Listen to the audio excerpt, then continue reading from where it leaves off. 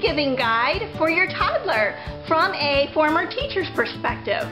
Well, I guess I'm not really former. I just have a different classroom now. Instead of 18 kindergartners, I have one 15-month-old little boy. So anyway, today's video is not a haul video. I'm not encouraging you to buy specific toys or from specific manufacturers. Today's video is about having a specific mindset to choose toys and games with skills that will help you to have a well-rounded child. So as I organized the video, I organized it in the order of my typical kindergarten day. And although I didn't choose toys that would be typical for a kindergartner, because I have a little boy that's not even a year and a half, I chose toys that were applicable for his age, but that had each skill set in mind that I would want as a teacher to teach my students, so that I have a well-rounded little boy. So come along and let's jump in with the first thing. I always started my day with story time, what I call lap books. They're just a fun way to enjoy learning about the theme or the holiday that time of the year. And then we would get into our reading groups. So this little leapfrog game actually reads the stories to my son. Next is fine motor skills. Now in my classroom, that would have meant the kids going off to a center, a learning center, and practicing writing letters and their name and words. But my little boy is just learning how to strengthen the muscles in his hands. So I chose this activity to strengthen fine motor skills. The next two toys I picked are just for fun. They're for free playtime. Now when I started my career in the early 90s, kindergarten classrooms still had free play. They don't anymore. Kindergarten classrooms are more like first grade, but I still kept that in mind when I was choosing toys, because sometimes it's fun just to have toys that don't really teach you anything. They just are fun.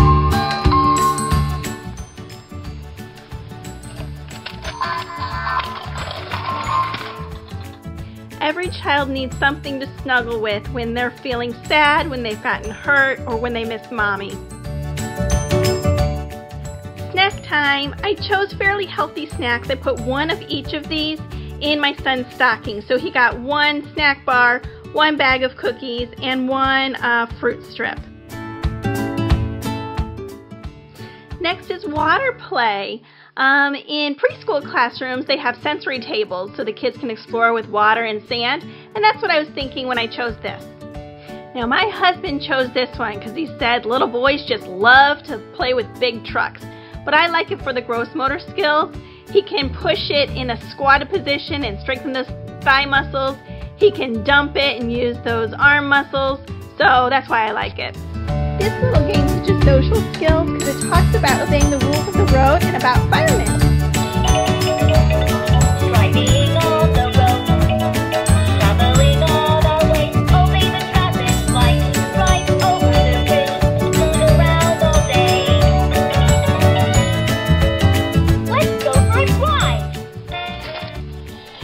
Where there's a fire, the fire truck comes quickly, putting up the ladder, climbing up to keep you safe from harm.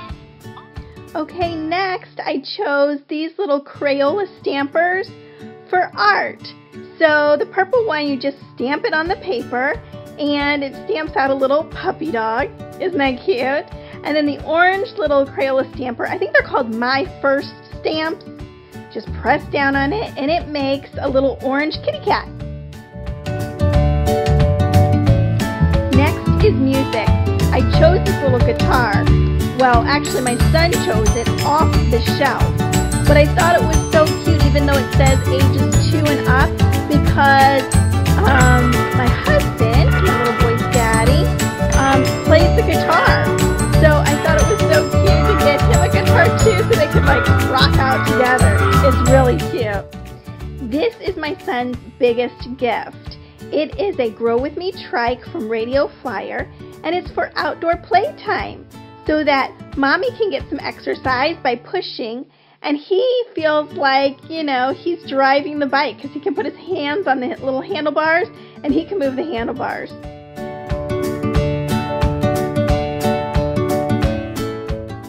This little cushion goes around your child's neck, so if they fall asleep in their car seat, it protects their little necks from getting stiff. This little desk and chair, they're the perfect size for a toddler. Actually fold up really compact so that you can take them with you to Grandma's house. Here's the little container that it came in, and everything folds nice and neat right back up in there. Here I am making room for all of those new toys and assessing my shelving space and my baskets to make sure that I have enough room to house all of those toys. I'm also going to go through some of the bins that my son doesn't play with very much to make sure that he hasn't outgrown that skill. And if he's outgrown it or he doesn't want to play with it anymore, I'm going to remove it from the basket so that I can fill up that basket with a new item.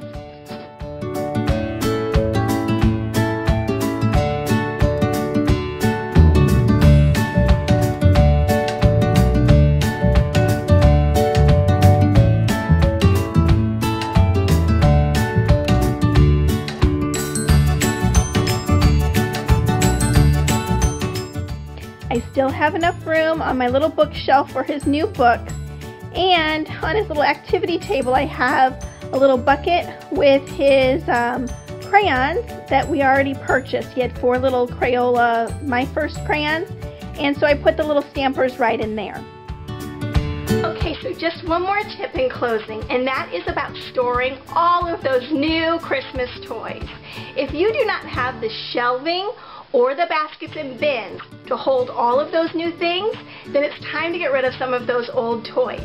If your child has already mastered the skill or isn't interested in playing with it anymore, and that means that if you've already tried moving that toy to another room of the house, or you've tried putting that toy in another bin and they're still not interested, then it's time for those things to go. Take them to Goodwill or to a baby consignment store, or if your child is old enough to understand the concept of sharing, have him share his old toys with a neighbor, a friend, or a cousin, and make room in your space for all of those new things so that it is both A, manageable for your little one, and B, so that your home is aesthetically pleasing. I hope that was helpful. We'll see you next time.